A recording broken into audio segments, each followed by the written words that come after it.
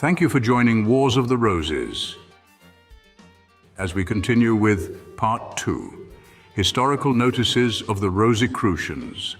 from Mysteries of the Rosicrucians, or the history of that curious sect of the Middle Ages known as the Rosicrucians.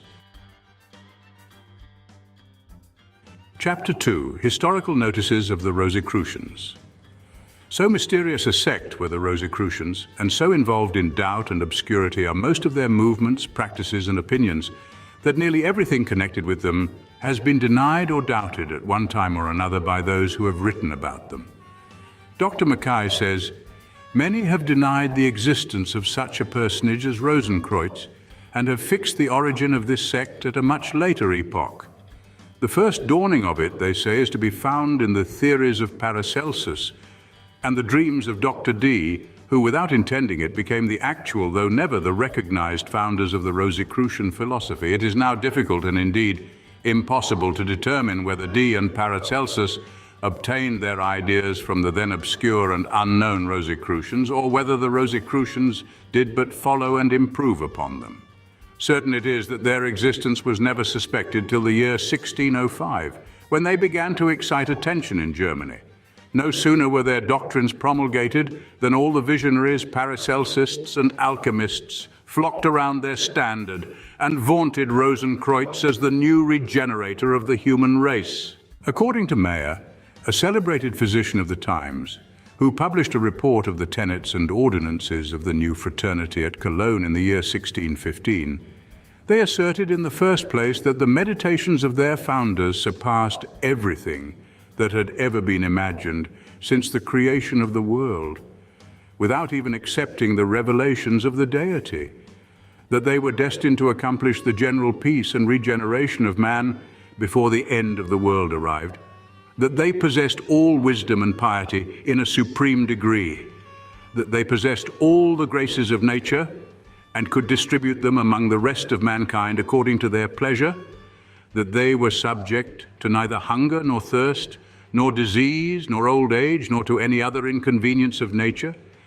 that they knew by inspiration and at the first glance everyone who was worthy to be admitted into their society, that they had the same knowledge then which they would have possessed if they had lived from the beginning of the world and had been always acquiring it, that they had a volume in which they could read all that ever was or ever would be written in other books till the end of time, that they could force to and retain in their service the most powerful spirits and demons, that by the virtue of their songs they could attract pearls and precious stones from the depths of the sea or the bowels of the earth, that God had covered them with a thick cloud by means of which they could shelter themselves from the malignity of their enemies,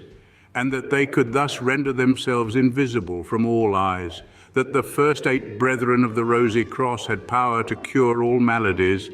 that by means of the fraternity the triple diadem of the Pope would be reduced into dust, that they only admitted 2 sacraments with the ceremonies of the primitive church renewed by them, that they recognized the 4th monarchy and the Emperor of the Romans as their chief and the chief of all Christians, that they would provide him with more gold, their treasures being inexhaustible, than the King of Spain had ever drawn from the golden regions of Eastern and Western India. Things went on pretty quietly for some time, converts being made with ease in Germany, but only with difficulty in other parts. In 1623, however, the brethren suddenly made their appearance in Paris, and the inhabitants of the city were surprised on the 3rd of March to find placarded on the walls a manifesto to this effect: "We, the deputies of the principal college of the Brethren of the Rosicrucians, have taken up our abode, visible and invisible, in this city, by the grace of the Most High, towards whom are turned the hearts of the just.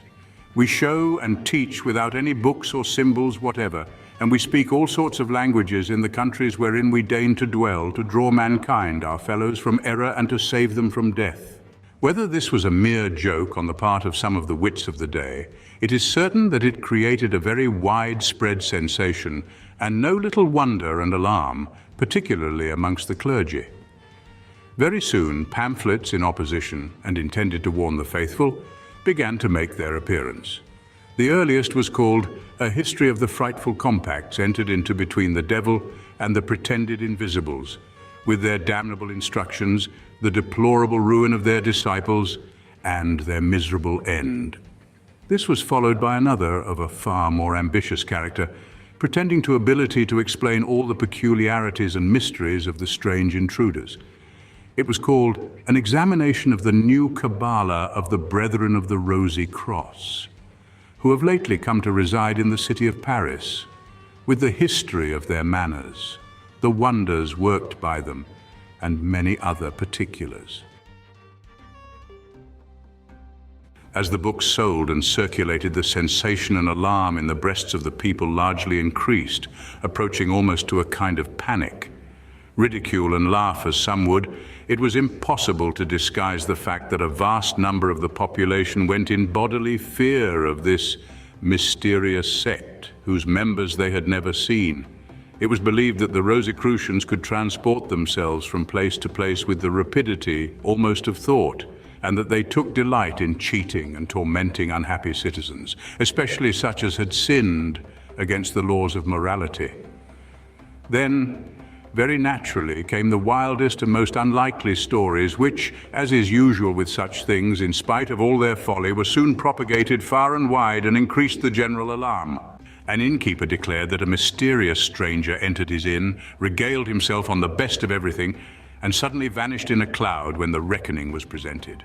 Another was patronized by a similar stranger who lived upon the choicest fare and drank the best wines of the house for a week, and paid him with a handful of new gold coins, which turned into slates the following morning. It was also reported that several persons on awakening in the middle of the night found individuals in their bedchambers who suddenly became invisible, though still palpable when the alarm was raised. Such was the consternation in Paris that every man who could not give a satisfactory account of himself was in danger of being pelted to death, and quiet citizens slept with loaded guns at their bedside to take vengeance upon any Rosicrucian who might violate the sanctity of their chambers. No man or woman was considered safe. The female sex especially was supposed to be in danger,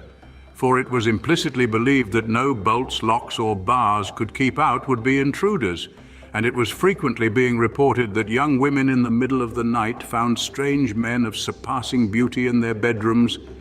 who vanished the instant any attempt was made to arouse the inmates of the house. In other quarters, it was reported that people most unexpectedly found heaps of gold in their houses, not having the slightest idea from whence they came. The feelings and emotions thus excited were consequently most conflicting, no man knowing whether his ghostly visitant might be the harbinger of good or evil. While the general alarm was at its height, another mysterious placard appeared which said, "If anyone desires to see the Brethren of the Rosecross from curiosity only, he will never communicate with us. But if his will really induces him to inscribe his name in the register of our brotherhood, we, who can judge of the thoughts of all men, will convince him of the truth of our promises. For this reason we do not publish to the world the place of our abode. Thought alone, in unison with the sincere will of those who desire to know us, is sufficient to make us known to them, and them to us." The imposition thus perpetrated upon the credulity of the people had but a comparatively short life in Paris. A deal of controversy was engendered between those who regarded the whole affair as a stupid hoax, and those whose superstitious fears made them think there was truth in it, and the efforts made by its disciples to defend their theories overshot the mark, and exposed the fallacies of that which they were intended to support. The police were called upon the scene to try and trace out and arrest the authors of the troublesome placards, and the Church took up the moral and theological aspect of the sensation, and issued pamphlets which professed to explain the whole as the production of some disciples of Luther, who were sent out to promulgate enmity and opposition to the Pope. The Abbé Gaultier, a Jesuit, distinguished himself in this direction and informed the public that the very name of the disciples of the sect proved they were heretics, a cross surmounted by a rose being the heraldic device of the arch-heretic Luther.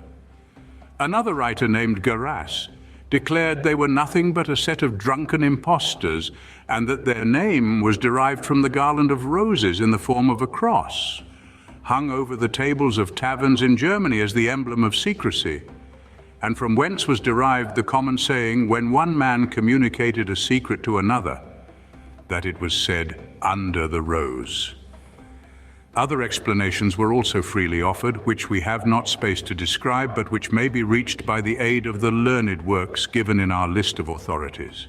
The charges of evil connections brought against the Rosicrucians were repudiated by those people with energy and determination. They affirmed in the most positive manner that they had nothing to do with magic, and that they held no intercourse whatever with the devil. They declared, on the contrary, that they were faithful followers of the true God,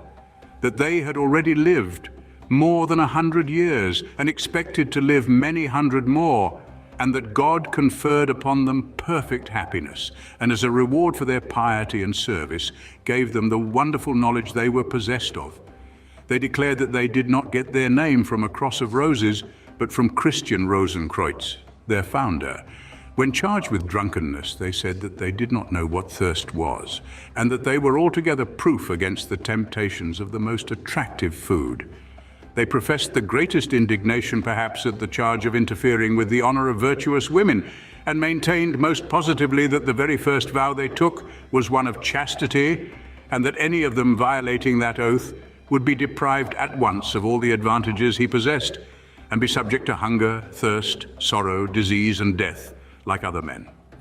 Witchcraft and sorcery they also most warmly repudiated. The existence of incubi and succubi, they said, was a pure invention of their enemies, that man was not surrounded by enemies like these, but by myriads of beautiful and beneficent beings, all anxious to do him service.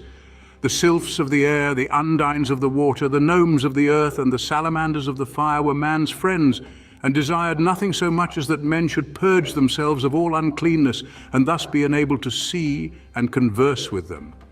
They possessed great power, and were unrestrained by the barriers of space or the obstructions of matter. But man was in one respect their superior. He had an immortal soul, and they had not. They might, however, become sharers in man's immortality if they could inspire one of that race with the passion of love towards them. Hence it was the constant endeavor of the female spirits to captivate the admiration of men,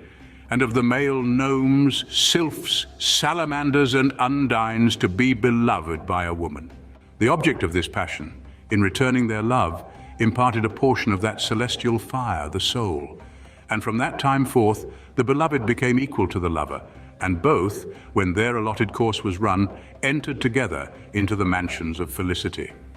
These spirits, they said, watched constantly over mankind by night and day. Dreams, omens, and presentiments were all their work, and the means by which they gave warning of the approach of danger. But though so well inclined to befriend man for their own sake, the want of a soul rendered them at times capricious and revengeful. They took offense at slight causes, and heaped injuries instead of benefits on the heads of those who extinguished the light of reason that was in them by gluttony, debauchery, and other appetites of the body. Great as was the excitement produced in the French capital by these placards, pamphlets, and reports, it lasted, after all, but a very few months. The accumulating absurdities became too much, even for the most superstitious, and their fears were overcome by that sense of the ridiculous which speedily manifested itself. Instead of trembling as before, men laughed and derided, and the detection, arrest, and summary punishment of a number of swindlers who tried to pass off lumps of gilded brass as pure gold made by the processes of alchemy, aided by a smartly written exposure of the follies of the sect by Gabriel Naud, soon drove the whole thing clean off the French territory. Thank you for watching, and please don't forget to share, like, subscribe, and comment, and if you can, please consider donating to Wars of the Roses. Links to PayPal and Patreon are in the description. Thank you so very much.